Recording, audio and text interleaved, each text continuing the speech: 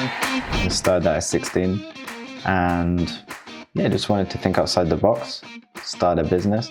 That was selling sneakers. We had this toy that we were buying, I think, for £7 and selling it for 25. So I've been in entrepreneurship now 5 years. I still say to this day, Amazon's a business where, the first ever business where I thought, you know what, 500,000 revenue, 1 million revenue, it's attainable. We did two months where we did 15K, so November, December, and we were like, okay, wow. So that's what we could do. So as you can see, the evolution from the sneakers to this, to now the next thing. And I'm a person that is like, the market pays you what you're worth. Sometimes there's a lag. Sometimes there's a lag between. So thank you very much for coming today to my place, actually, in Vence. You are staying in Nice, right? Yep, I'm staying in Nice. Could you tell me what is it that brings you here to the Riviera? Well, my father and my grandparents living here, so I tend to be coming here more and more. After I joined the business club too, started coming to events. I had other things to do here rather than just vacation. So yeah, networking, learning, meeting new people. So yeah, that's what brings me here. Always feel inspired when I come to Nice and around the area. Because you live in the UK. Yeah, I live in Cambridge. Yep, and it's good, but it's very self-contained, very small place. And when you come here, you dream. Same as London. Some people hate London, some love it. But when I go there, I feel inspired. Yeah. That's where my first business started, in London as well. So what is that business about? What is it? That was selling sneakers, like Yeezys, Jordans, back when the hype was super big, back in about 2018. Okay. Did that for about 4 years. Got to university. That kind of took a back seat. And then had a period of not doing any business. Kind of, looking back, not a great period because I was a bit lost with the direction. Was having a great time at uni. Obviously, I went to Strathclyde, which was in Glasgow, and it was my first time ever in Scotland. Took the train up about 6 hours and just began life there. Was lucky to meet some amazing people. Started to learn to live independently, and in the end, the center point that I came back to was entrepreneurship. That's something that's always on my mind.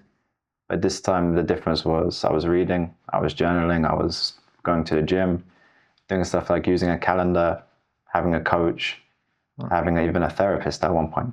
So it was a different business. It wasn't like so spontaneous. It was more, okay, I actually want to see what I can do with this. And could we rewind just a little to that first business? Because if I'm not mistaken, you are still very young. Is that right? Sometimes I don't feel young. But no, I'm 22 years old. 22 years old. So you started that first business from now? 17.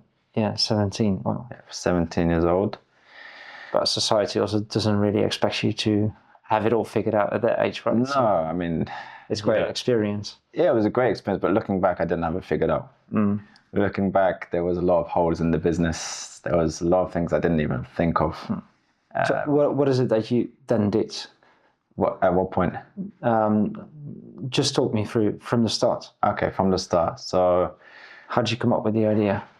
Well, I always had a passion for sneakers and clothes, which kind of died out as I did the business more. Yeah. Because I wanted to make money instead of spending it on clothes and shoes. But I was a waiter in the colleges in Cambridge University. I started that at 16. And just wanted to think outside the box, start a business. At that point as well, I was in the first year of college, doing my A-levels. I managed to get into quite a good college through clearing. So about a week before it started, I went there with my grades, which didn't quite meet. But they said, we have space on XYZ course. And first year of college, a lot of people around me as well were starting things, or people that I kind of knew. There was a guy, Michael, who would probably be watching. He's big in the sneaker world, and he lived just around the corner, and he was always active on Facebook groups, which were a big thing back then for shoes, clothes. And I started to take notes. I started to, okay, he's doing this. Why couldn't I do it? And then my dad had some health problems. So actually, in hindsight, I didn't know at the time, but my business was basically escaping from the home life. Not that it was really bad, but it was like, I want to do something to take my mind, to fully involve myself. So Saturday and Sundays, and sometimes after college on weekdays, I would go to London, which is an hour train from Cambridge, and start making connections, queuing outside shops at like 4 a.m., 5 a.m., for 6 hours to make £30 on a shoe or £40 on a shoe. Mm-hmm. But I loved it. I mean, I was meeting people who were super inspiring, people who were older than me, people who had careers and wanted to make more money, people that treated shoes like an actual business, and other people like me who were just like, I don't know what I want to do, but I want to make some money. I want to meet some inspiring people, and I want to just see how hard this is. I always refer back to this now, which it's a term I've learned since. It's called Dunning-Kruger effect. I don't know if you've seen. Tell me, yeah. But it's like a graph, and at the start you're at the top of Mount Stupid, where you think that business is easy, and it's not just business, but where you think this is easy. I thought this was hard, and then you reach after you peak, you go down to the valley of despair. Okay, which I describe at uni. Not that it was bad, as I said. Amazing friends, still got friends from there. Networked a lot, found what I like to do, felt clarity and stuff. But definitely in terms of business, I was like, damn, maybe I'm not as good as I thought. Definitely a lot of doubts come in. Confidence much lower with business and career. And then after the valley of despair, you start to reach, I forgot the name of it, but it's like a more sustainable upward slope. And that's where like the foundations of good habits came in handy and made me more maybe immune to setbacks or to lack of consistency. Because when you have a routine of go to the gym, eat a certain way, read, 1 hour a day, for example, it started off as very hard. I always tell people couldn't read for 5 pages. My mum told me 10 years, you need to read, you should read. I said, no, it's boring. It's not, it's not what I want to do. But, in that valley of despair, I seeked new ways to do things. So I joined a book club through a mutual friend called Austin, and he was running that. Every month he sends you a book. At the end of the month you have a Zoom call. So super simple. And that really developed the habit. Really gets you into reading. Yeah, and from there it just took one step to another, combined with journaling, which people that know me, those are 2 areas which I try to tell everyone to consider, because journaling is looking at yourself, when maybe you're not where you want to be, or when you feel lost, but you can really turn it quick, and you can separate yourself from any problem by putting it onto paper. And reading, you get the wisdom from people who have been there and done it. So yeah. I think that's the cheapest and easiest way to get advice from, I don't want to say brilliant minds, but from people who have actually done it in the past. Yeah. They write a book and you can buy it for £5. £5. Yeah. Sometimes the ROI on it kind of baffles me, to be honest. Yeah. But as we'll go into, I'm sure there's a difference between kind of reading and implementing what you're reading into daily life. Yeah. There's a huge difference between. And I'm still not at the stage where actually I'm implementing everything I would like to. Maybe I'll never get there. But there was a stage where I'm reading so many books. Like 4 days I'll read a book and I'll never revisit the book ever again. I will never take notes. I'll never look back on the notes. Yeah. And in the end, it becomes almost like a vanity. Not that I'm telling people I read all these books, but for me, it's like, oh, look at me. I'm to myself. Look at me. I'm reading, 8 books a month. Mm-hmm. But if you've got nothing to show from it, except maybe to be inspired, it's not worth your time. I'm not a big reader, but I can kind of imagine that, because I'm doing it with the video interviews right now. So I'm stuck at certain points in my life, in my career all the time. So you always face certain challenges and struggles. And by doing the interviews, you have a more structured setup, I would say, to reflect on those issues and reflect on those challenges. And it helps you get through and you pick up where you need to hear at that specific time. So I can imagine that books can do the same for you. Yeah, right? And that's, for me, the best time to seek reading or however else is when you face a problem. Yeah. This is the best way because you are going to implement immediately. That's the difference. Sometimes still I'm going to read just to read. And it's good. Like I read The Lean Startup. I'm not sure if you've heard of it. Yeah. By Eric Ries. And sure, it's really good advice. I'm not saying that it's not, but I'm not implementing. I'm not doing a startup of that sense, like a tech startup right now. So sure, I can carry it into other things I'm doing, but it's not as applicable as, I don't know, something like Atomic Habits, which of course is a cliche book, but you implement stuff straight away. Yeah. Like a calendar, for example. Going from 0 to a calendar will change your life. To be honest, I'm on Google Calendar and I don't need to wake up and think, what am I going to do today? It's got it all laid out and then I just have to execute. So it's one less step. Do I always execute? No. But definitely more than without a calendar, when I'm just kind of working off a weekly to-do list, as I used to, with no allocated time for when I'll do each task. And, in the end, you get sick of writing the same task every week. Like research this for 2 hours and nothing happens. So, yeah. I think the best results come if you set a time for it, right? Yeah. You are more productive then. Definitely. And, well, constraints is something that I'm really trying to implement. Like time constraints, set myself deadlines. Artificial deadlines even, still better than none. Because much of what I've been doing the last few months have kind of been projects where I'm so excited at the start and then I move sideways. Because there's no clear goal or date. When do I need to do this? And also when I have done a date, maybe you can help me. When I do have a date, the punishment, or not the punishment, but the cost of not reaching the objective by that date is not big. It's not big enough. It's like, okay, I can move it 2 weeks. And, I'll tell myself, okay, I can move it 2 weeks because, this week something happened. That week I'm going on holiday the week after, so I'm not gonna. So then you move 2 weeks, which I may or may not have done coming here to Nice yesterday by moving a few deadlines 2 weeks ahead, because I know you can be disciplined. Yeah, I think I'm quite disciplined. But that I can move the day and no one can tell me.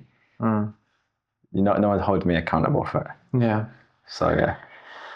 Yeah, well, there are a lot of things that we can discuss about that. We can have the reflection on that, actually. But if you don't mind, I'd like to know, because that first sneaker business, how did you sort the actual sneakers? Was that just meeting people and then buying sneakers, then selling it to them? Or how did it work? Essentially, very simple models. Met people in the queues.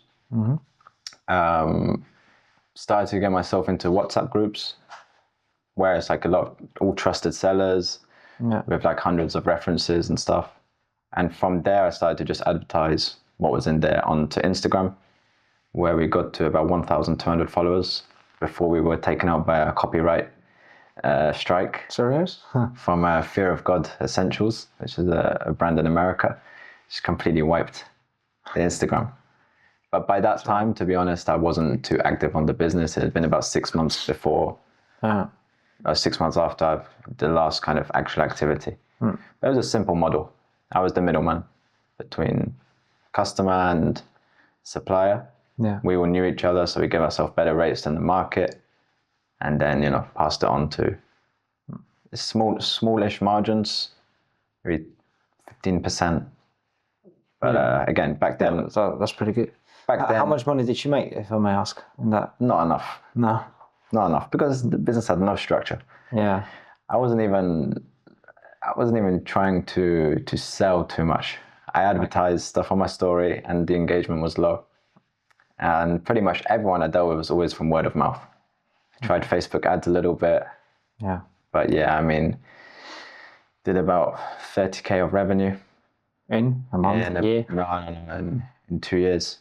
2 years, all right, in total. Yeah, about that. And But again, 50% margin. no, not quite. No, maybe 25%, 20%. Again, completely transparent. Didn't really track what I was doing. That would just to have a rough idea about what you did. Yeah. Yeah. No, and then So the IRS came in. I mean, yeah, it's quite saturated now as well, that market. But Yeah. it was a good time, and the thing is, I loved it. That's why I always tell people I love that business. There would be times I'd go to London and make £20, and I was like, you know what? I met someone today who is super inspiring. I always talk about Zach and Emmanuel, who will probably be watching as well. They always supported me and opened a lot of doors and introduced me to people. I'm still friends with them to this day. So, 4 years on from when I met, that's it. Yeah, that's great. And was it 4 years ago that you have been doing this? Or did you stop after 2 years? I stopped after. So I stopped in that first year of uni. Okay. Then that's when the copyright strike came. Okay. About March of that year, which was 2022. Then had around 5 months of thinking, okay, I'm going to make a new Instagram. I'm going to do this properly. Didn't happen. But after the first year of uni, I was pretty annoyed by the lectures. I was studying economics, and I'd had an interest in the stock market since COVID, where I made some stupid investments, but then from those I actually seeked out better knowledge, such as Warren Buffett, reading from the greats in the space. And I got to uni, I just didn't learn anything, to be honest. So after first year, I was thinking, okay, what can I do to move this forward?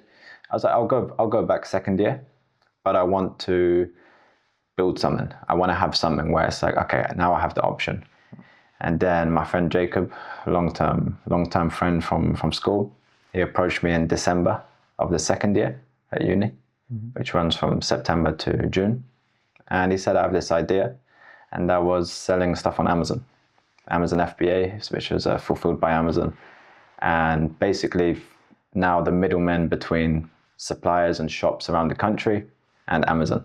So when you see Prime on Amazon, that could have been our store. Okay. So yeah, we did that and really just took off. And we were like, okay, we started with about £1,000 each. First time, we had a business bank account as well. We took it seriously, and I would always say about him, and I always told him, he has a strong bias to action. Strong, which is very important. As I said, I'm someone that I want to do well, but sometimes I don't have the constraints, which I'm trying to implement now. But Jacob, he was direct. He was like, I want to do this. Do you want to do it or not? And we started to try. In the first week of January, we were driving around Tesco's, finding products, and quickly we were finding stuff. And the first month we did 2.5K revenue, which was small, but also was January. And also it was proof of concept, if you like. I was like, okay, this can work. Let's do this properly. Let's reinvest every month, everything. We didn't pay ourselves until 1 year, 9 months after. So October 2023 was when we first started paying ourselves, which was £200 a month.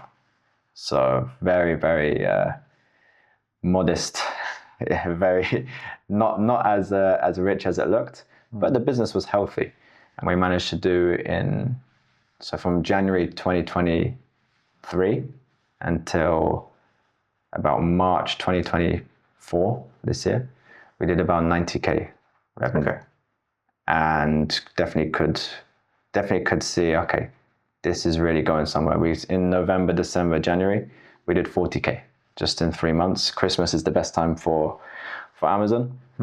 So we did well. And then long story short, he approached me, wanted to try something new. And, I'm someone that I would be honest with myself as well. I was thinking, should I try to do this on my own? And I was thinking after a while, I was journaling a lot about it. I was reading, I was asking some mentors, some friends. And I was thinking, it's a business where it was fun to do with my friend. But it's very transactional. There's no personal. You know, with the sneakers, I was meeting every customer. Sometimes we have coffee. We stay 2 hours, we talk.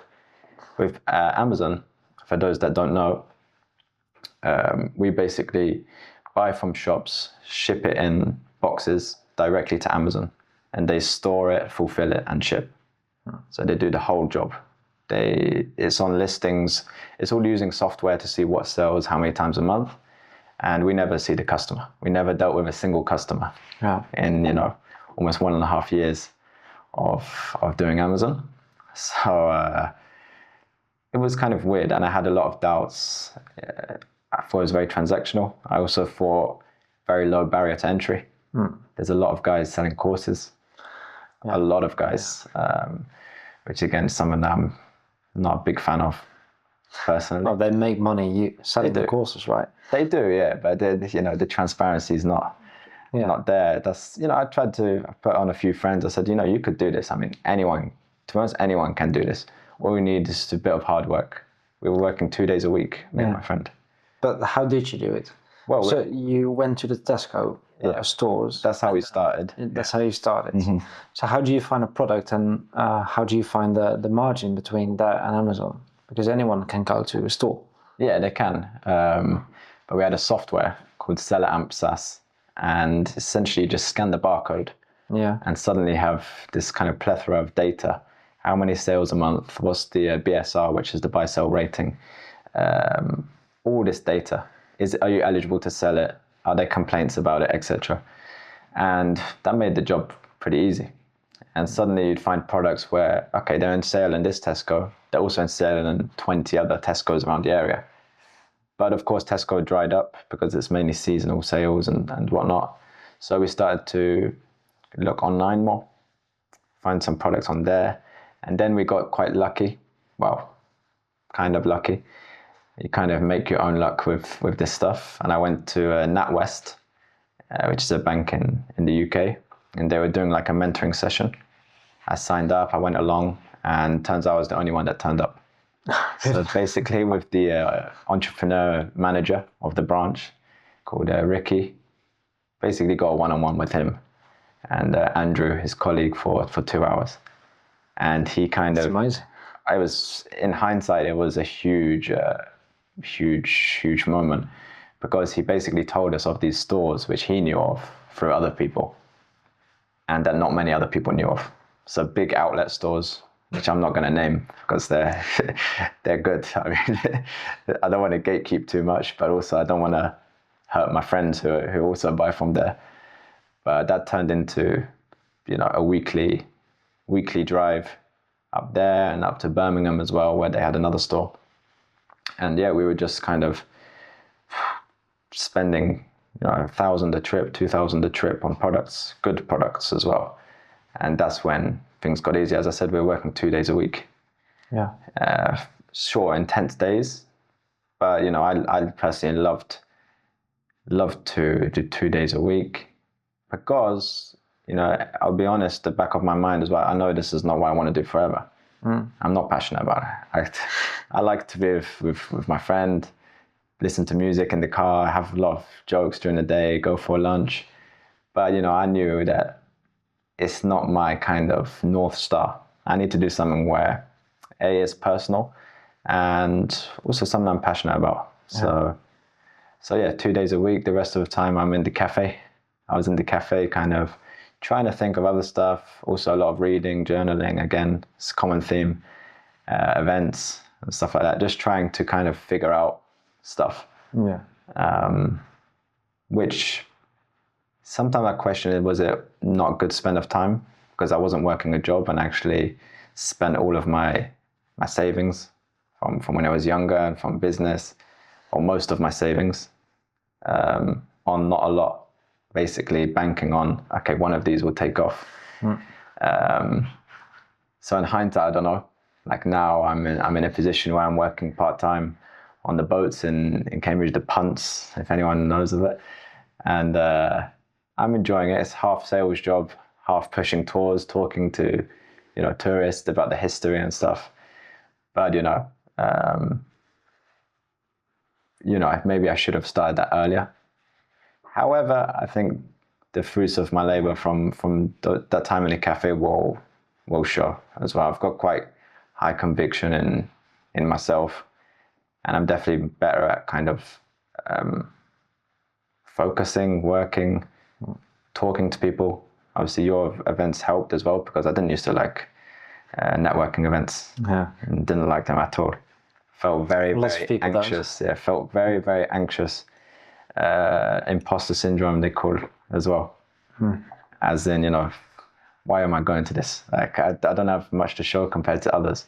But soon you realize but as you know, everyone feels exactly the same. Yeah. No one knows what they talk about there. Lots of people don't now. Yeah. You will only figure it out by doing. Yeah, there's no replacement. No. And in the end, I remember in Glasgow, one of the first events, I was at Barclays Bank, and I remember I went up there on my own, 30-minute walk, and just walked past the entrance. I was like, no, I'm not going. And that night I went back to my house, and I was just pissed. I was angry with myself. I was like, why don't I go? So then after that, I was like, okay, that's not happening again. Next event, I'm going. I'm gonna, do my best. So, I mean, what's the worst thing that will really happen to me? I was the youngest person there as well, so it led to a lot of people asking, "Oh, what do you do? Like, why are you here? Like, do you not want to go out? Do you not want?" But it opened doors, and then again met some great people there. So yeah, I forgot the point we were at. But networking is a big thing. To spend a lot of time on it. As I told you earlier, probably 50 plus events now. This becomes normal, and without networking events, I wouldn't also have met a lot of people. Wouldn't have met you or any of the other guys in business club, in Cambridge University, LSE in London, and wouldn't have the kind of confidence to even do a podcast or put myself out there at all. Still work in progress. Of course, it's my first podcast, my debut. But you're doing absolutely great. So. Yeah, you ask good questions. That's why. Thank you. Can we go back again a little bit to the Amazon FBA? Is it called? Yeah. So you found basically through that meeting with the bank. Yeah. You found a very good place to buy products from. Yeah. But can you give me an example of how that would work? So let's say you go there, you go to that store, so you use that app, so you have all this data. Do you literally go through the entire store and then pretty much? Yeah, you do. Pretty much, yeah, and then they restock. Most weeks. Yeah. So as you can tell, it's pretty lucrative, and then you just find a product and then you buy everything. Rinse them. Yeah. Yeah, I mean, there was some other sellers we were kind of sharing what we buy with. Okay. So basically, there was one time these kind of washing up tablets, or dishwasher tablets rather, and he took 250 and we took 250 units.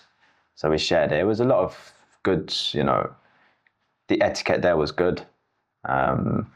Before long, if you're in there every week, twice a week, you meet the managers, you speak with the staff, you get on with the staff, and then it gets to the point where they're like, probably don't come in the next 2 weeks. It's not going to be that good. So these things really help. You build a relationship too. Exactly, which is the most important thing. That's why I'm learning more and more, reading about more and more, experiencing more and more to deepen those relationships. Actually, less is more with this stuff. That's why actually I go to less events now. As I told you earlier, I listen to less podcasts, less audiobooks, less books, less social media. Yeah. More focused on what actually matters to me now. What actually do I need to spend my time on? What's going to get me from A to B? So for the products then, so you have found them, you rinse them, you rinse the stores. How much margin are we talking about roughly? Because you need to pay Amazon as well. The biggest trying to figure out how it works, because I don't have experience with this. So. Yeah, in short, Amazon earn the most. Yeah, probably. They earn around 5 times as much as we earn. Yeah. So actually, Yeah, but they have the platform. Of course, yeah. They fulfill the whole order. Yeah. They do all the marketing, whatever they need to do from A to B, they do. But they take about 35% fee. Yeah. So we're left with. But can you give me an example? So let's say a product. Yeah. It costs massage you gun. Let's say. A massage gun. Yeah. All right. What does it cost for you? So say £250. 250. Maybe that's a bit of a hard number too. £300. It doesn't matter. £250. Is that the actual price for that? Yeah, roughly, give or take £250. This was one that kind of comes to mind. And basically, you want to look for, okay, it's got to be selling for double to make sense. Okay. So 500. And then from that, you'll be left with about 25% margin or 20% margin. So that's not easy to find, actually. There's some weeks where the products are nothing like that. There's some other weeks in Christmas where we had this toy that we were buying, I think, for £7 and selling it for 25. Oh, that's really good. And we had about 300 units, 400 units of that. So, you can get very, very lucky. We were actually believing that was kind of mispriced. And we actually sold out of them way too early as well. We were selling a lot of them at £18 when it went past Christmas or just before Christmas in the run-up. It was about £26. Oh. They've missed out on a huge, huge amount there, but still did well. Yeah. So you can be covered by stuff. But yeah, there's a lot of things where, listings get tanked, which means basically a bunch of sellers will jump on and just go on a price war to the bottom. And suddenly your ROI has gone from 25%. Obviously, ROI is different to margin. But ROI has gone from, say, 25% to 5%, and you just want to get rid of it. So as now, last couple of months, we've been doing the accounting, we've actually realized, okay, our margin was lower than we accounted for. Oh. We're spending a lot of money on fuel, a lot. We're driving 5 hours, 2 days a week. Yeah. A lot on fuel, a lot more than we accounted for, I guess. And you realize after, okay, if we worked out what we're on per hour, it's not a nice conversation. Obviously, that's not why we start, because I still say to this day, Amazon's a business where it's the first ever business where I thought, what, 500,000 revenue, 1 million revenue, it's attainable. I've seen people doing it, and it's attainable. Whereas if you told me 1 million in shoes or 500,000 in shoes, wow, the things I would have to do to, I would be having to employ. I'd be having to probably have a shop to do that. So it opened my eyes a lot. It removed a lot of limiting beliefs. Not that 90K in that time is an amazing achievement between two people, but more than we expected. And, we did two months where we did 15K. So November, December. And we were like, okay, wow. So that's what we could do. Yeah. And we never felt as well like we're operating at the best. Okay, we didn't have systems in place. We didn't have a lot of future planning. So as you can see, the evolution from the sneakers to this, to now the next thing, which I'm excited for. Because of the experience. I've been in entrepreneurship now 5 years and learned a lot of kind of things that you can't teach. And the power of systems and meeting the right people and networking to network, actually, not just, meeting people to meet people, not with an ulterior motive. It happens a lot. But actually, you'll see that just meeting people and just be yourself, and you'll see naturally over time, a couple of people you'll really click with, and those people will help you and you'll help them. It's a mutual benefit. Yeah. And that's why now I feel with the next business, which you won't be surprised to know, it's about reading and journaling. I wanted to ask. That was a shock. That's why I'm optimistic. I think it could be slower growth, but it's the first one where I'm thinking I could do it for 5 years, 10 years. Because guess what? I'm going to read or journal either way. Yeah. So for me, it's like sharing that with others, which I'm still figuring out, but around content and around in essence, I want to basically teach people how to implement what they read and journal into their life. So a little bit what we were talking about before. But because how does it work for you? I mean, the reading that is more obvious, I'd say, than journaling. Yeah. Can you tell me what is it? So, for example, what do you do? Something I really resonate with in a book, for example, I'll underline it. I'll write. I underline my books a lot. Okay. Some people say to me like, "Why you ruined the book?" But for me, I'm trying to just extract value from it. From there, I'll start to ask questions in the journal, just open-ended questions, kind of a spider diagram, say, with different branches off, where I'll go really deep into different topics. Okay, I'll give you an example. Recently, I was reading Poor Charlie's Almanac, which is the biography of Charlie Munger, a very famous investor with Warren Buffett. And he was talking, it's basically the book's 11 talks that he's done over the years. He died recently, I think it was 98 or 99. Yeah, very old, very wise as well. Big inspiration for me, seeing a guy like this at that age still so switched on and very inspiring. He found his life's work. You can say that for sure. But one of the talks, it was talking about the power of kind of inverse thinking. So instead of thinking, what do you want from something? What don't you want? And, I was like, when I read this, I read it a few times. I was like, damn, I never thought of this. I never thought how much time it would save me. Because actually, when you say, if I said to you, what do you want in the next 5 years? It's very open. It's very, very broad. And actually, it's overwhelming as well. So you don't do anything. If I told you, what don't you want in 5 years? And this is exactly what I put in my journal. At the top, what do I want in 5 years? No, I did first, what don't I want in 5 years? From doing that, I said, okay, what do I want? Not exact opposites from the answers, but help me think, as he put it, forward and backward.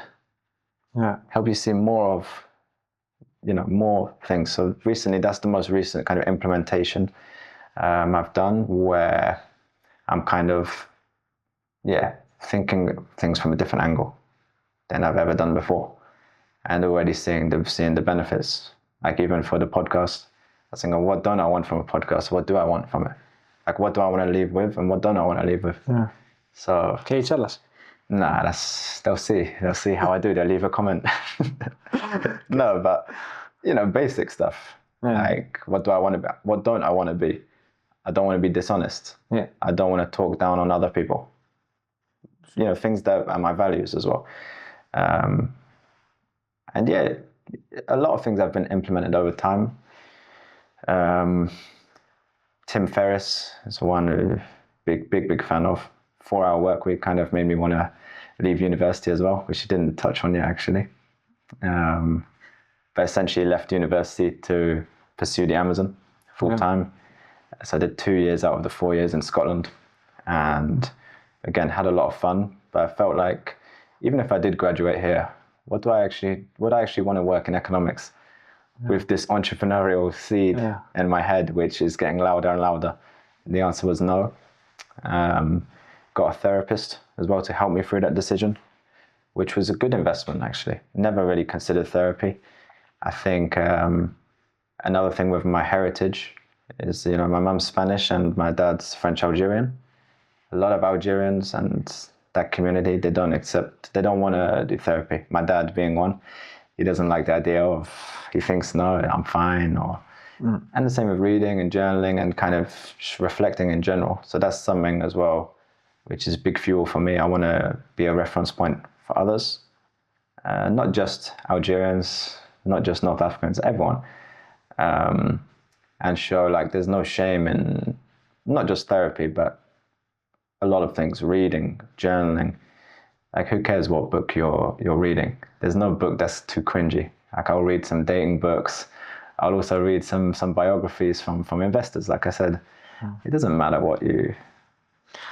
Yeah, it's important to really kind of realize that no one cares. Again, cliche stuff. You can tell that I've read some books which are very cliche, or on Instagram, see the cliche tweets and the quotes.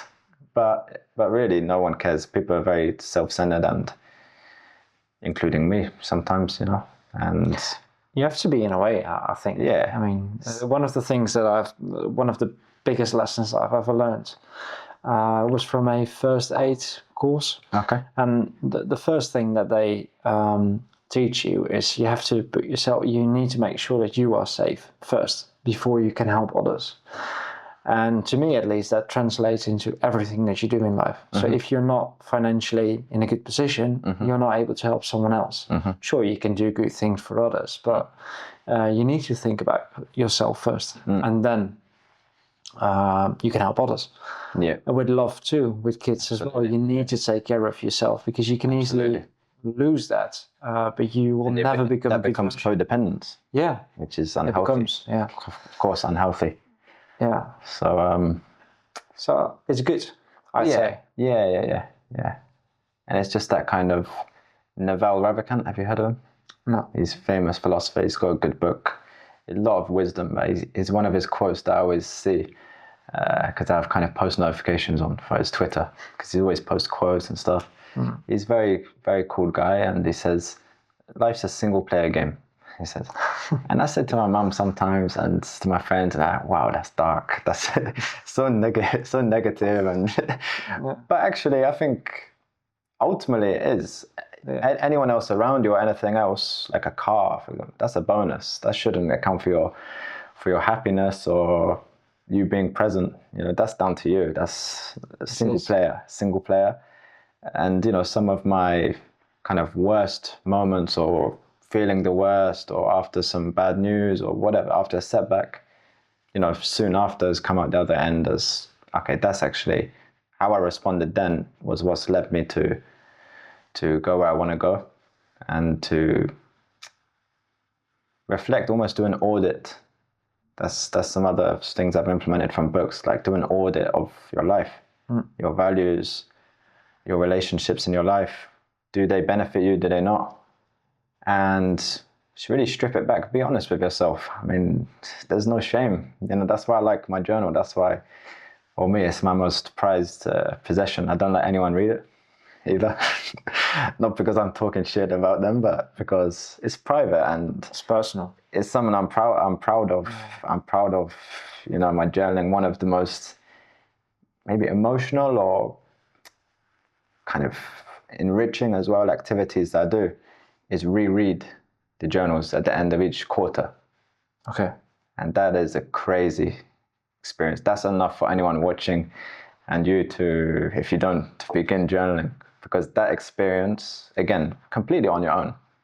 It takes 2-3 hours to reread the whole thing. And the things you notice, the trends, that's what I do now. So I'll do on a new page, the trends I've learned from the last 3 months in the journal. And, I'll tell you one. I told you a secret in my journal, but I'll tell you one, and this won't surprise anyone. Something that I still battle with today as well. All of my bad days, last quarter, so January the 1st until March the 31st, all of my bad days stem from a bad morning. Really? Yeah, all. Where I start on the phone, still battling with it today. Still battling, honestly. There's me saying, I want to do this. Still, sometimes I'll be caught on Twitter. When football's playing in the morning, I'll be on the news on Twitter. Bang, bang. Twitter's, for context, where I'm most active as well, and my favorite social media, because I like, cultivating the feed and things like that. But that was a trend. That was the biggest trend. I noticed all of my bad days stem from a bad morning. And you might ask, what does a bad day look like? A lot of overthinking, to be activated, to feel overwhelmed, to kind of doubt yourself as well. Some days in that first quarter of this year, I was thinking when people ask me, why have you got to show for business after 5 years? Wow. I have to think a lot. I have to trust the process. I do trust the process. That's why I'm in the cafe every day. I'm free working, But, 5 years. And I'm a person that is like, the market pays you what you're worth. Sometimes there's a lag. Sometimes there's a lag between, and reducing obscurity, as I said, through doing a podcast or telling people what you do. A lot of people don't know what I do, including even family sometimes. You know, I'm a private person at the end. But, you know, I feel now it's the right time to share some things as well and help. That's the next objective with the reading and journaling. Ultimately, is to help people and to show them the value of it, because reading's misunderstood as well. Because, like I said, my mum was telling me for a long time, you should read. I said, nah, it's boring. It doesn't benefit me. And in the end, I had to kind of fall flat on my face to realize, okay, this is good. And as I said at the start earlier, I couldn't read for long. 5 pages, I'm bored. But even at that stage, I knew the value of, I want to do this for years, not just now. I want to do this for a long time. So I'll endure this kind of 5 pages at a time in the hope that, you know, now I'm like 30 minutes at a time, even 1 hour if it's a great book, which I couldn't have done 2 years ago. So, and, you know, I'm looking even further ahead now. Living in Cambridge, being around Cambridge University students, sometimes I'll go to the library there, and there's people that are reading whole academic journals in one day. And they're sitting next to me. I'm like, come on, like, this, I need to read more. I need to read 3 hours a day. Why can't I do it? And actually, funny enough, this week before coming here, my laptop after 8 years completely died. My MacBook after 8 years, the screen went black. I went to the shop, they told me £500 to fix. Oh my gosh. So then I filled the time. So I've been off business or off working really for a few days and just filled the time with reading and journaling instead. So like 3 hours, 4 hours, just the time I would spend on a laptop. Yeah. And yeah, sometimes, you know, I still have that feeling of I want to read more. And other days I have the feeling of, okay, I'm reading a lot, but how much is going into my day?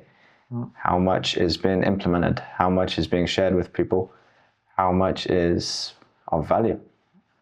Because, you know, some of those books that will tell you such a vague quote, I'm not hating on them because they made careers in the self-help industry.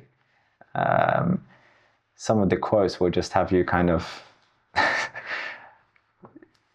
thinking that it applies to you, but actually it's so broad and vague that it gets lost, the message. Yeah. You know what I mean? That's why I read specifically to your problems. How do you find out your problems? From the journal. It's well, it does not directly it's not directly related. Sorry about that. It's not directly related to that, but it's used in spirituality a lot as well. So they make it so broad that everyone can kind of relate to mass it. Market. Mass market, and then you get the attention, and you reel people in basically. So I think it works the same way with those quotes, doesn't it? Yeah, definitely. Yeah, definitely. And they're the ones that get the most likes. Yeah, they do. On Instagram. Yeah, because everyone can relate to it. There we go. Yeah. But even that, like, because for the reading and journaling, I've been focusing on competition and competitor analysis, something that I never did in shoes, for example. I just had friends there who I took notes from, and that's all. And I was starting to look at the Instagrams, and I was seeing the best performing reels of these book pages or journal pages. All of them are like one quote and very simple quote, like, champions are made in their worst moments. Yeah. It's a good quote, sure, it's good. Yeah. But when I look at that, how much am I going to apply? Yeah. Yeah, but I think, you know, you need to get moving, or you need to start thinking in a certain direction. So it's just a 4-hour work week. Yeah. I mean, have you read it? Yeah, I've read it, and it's great. Yeah. And it's a great title. Yeah. And in the real world, I would say, it doesn't make a lot of sense in many situations. It doesn't.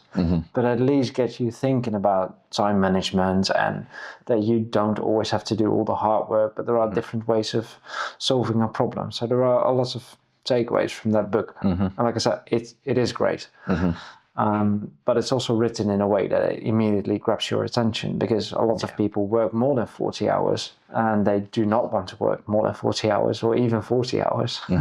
So it's an attention grabbing, of course, title and subject. Yeah.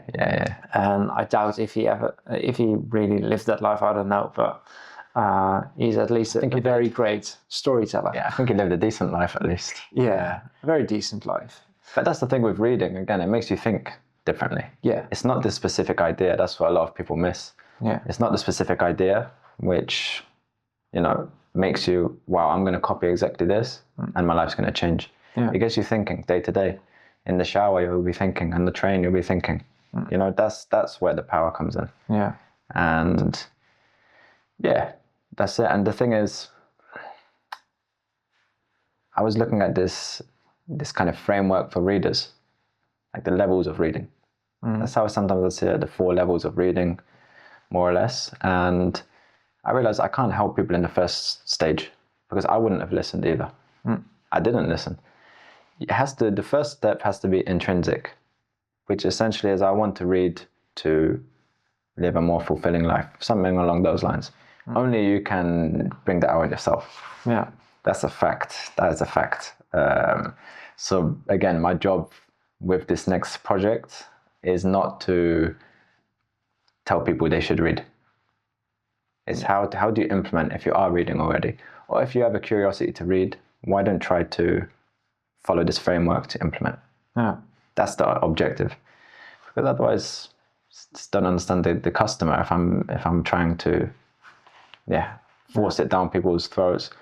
It's just not the objective. Yeah. Yeah. And can you give us some tips if I want to start journaling? Okay. Where do I start? No pressure. That's the first step. Yeah. I literally wrote it in the first page of the first one I bought in uni. And it's cringy, sure. I don't want to put any pressure on myself with this journal. Not exactly paraphrasing, but one sentence is fine too. Or 2 pages. Trust me, this one helps a lot. And for starters, just write anything. Let your stream of thoughts come to paper. Don't think, I have to write 1 page a day for 2 years. It's not like that. And it changes time to time. Like sometimes it's like a diary form. Sometimes it's like really direct problem solving form. It changes its form. Sometimes it's one thing that really gets me out of kind of holes, I would say, or ruts, like bad weeks or days, it's cliche, but to write 10 things you're grateful for and really think of it, not just rubbish stuff, really think 10 things. And obviously when you look around the world at the moment, we have a lot of things to be grateful for. Absolutely. House over our heads, or roof over our heads, food, water. These are things that we forget every day. Well, we literally live in a period, in an era that we always dreamt of. Yeah. We have plenty of food. We have everything that we need. Like too much food. Yeah, too much food. We now need to kind of find that balance again, where we are not breeding and destroying the planet to satisfy our needs. So we have to tune it down a little bit, but we have everything that we need. Everything and more. Yeah, and more. That's the kind of problem in a way. Yeah. It will balance out at some point. You need to, I think, generally speaking, you always need to get to a certain extreme to find, come back to the middle. Come back to the middle, yeah. Yeah. But no, apart from that. But just write down anything. So it could be. People think of reading and journaling as a very specific. I have to read a chapter at a time. I have to journal 1 page. It shouldn't be like that because it's not sustainable. I've tried to do habits like this before, and I'll stop after 2 weeks.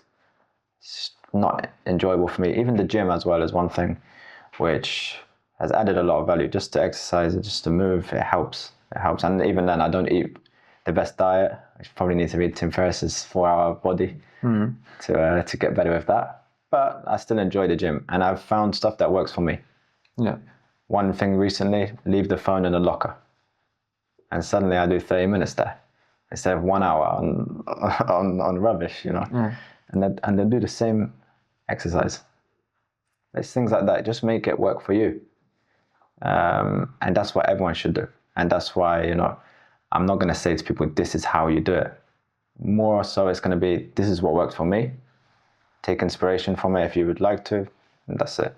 Yeah. So that's why I see myself, why can't I share my wisdom that I'm learning, which I'm going to learn either way for the next 10 years, for example.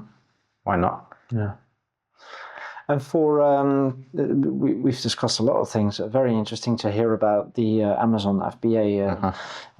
You can probably notice that I'm asking quite a lot of questions about that. But It's I a good have business. heard about it, but I always feel that it's led by people that want to sell you that course. So it's very Everyone's biased.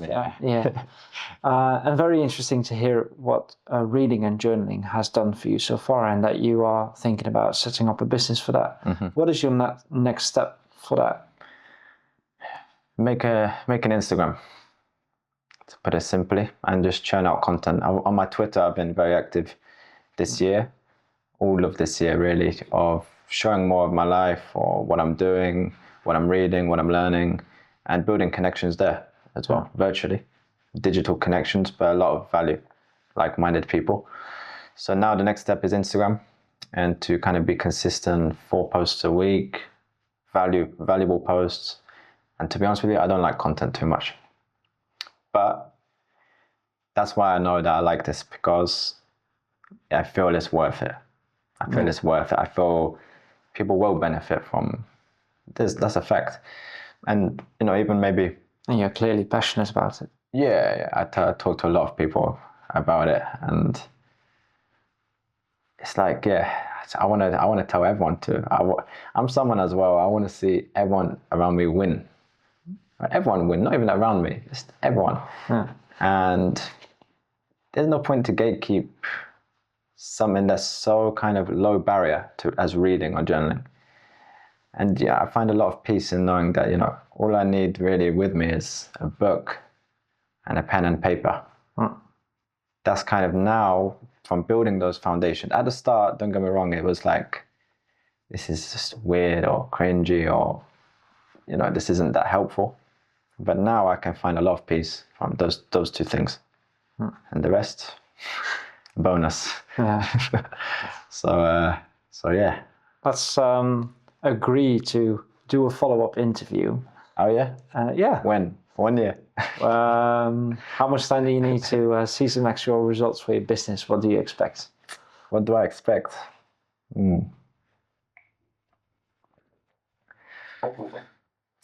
I want to focus on inputs. Okay, I don't want to focus on follow account, for example. I want to focus first, okay, can I post 4 times a week from now to the end of the year? If I did, I would have 100 posts. Okay, what would be the results from 100 posts? I'd be better at content. I'd see what lands with people. I'd build connections with people who are really into what I'm talking about. Build a little community. So that's the next objective. I do have some doubts about monetizing it, but also, passion always bleeds through in business and life as well. And that's why, after the Amazon, I'm like, okay, I need to do something I'm passionate about. As you said, I'm young, but I'm 22, and, after leaving uni, there's some pressure as well, because it's like, okay, it's got to be business or nothing, really. Which I'm okay with. 90% of the time. I do have bad days, of course, and I'm like, fuck, I should probably just work a normal job. But, everyone has. I mean, I recently heard, which was also a very broad quote, but it is true. Life is not hard on you, it's hard on everyone. Yeah, 100%. And everyone goes through... We all have our battles. So many, we all have our battles, and we go through so many things. So we'll all go through that, It's always for everyone. Yeah. But the only thing that I can observe from speaking with you, you put an incredible amount of pressure on yourself. Wow, which I think is good, because it will get you somewhere, but also realize, it's life. So. I know, but I'm also not someone... I'll be the first to admit I'm not someone that works 20 hours a day, 10 hours. I don't like hustle culture.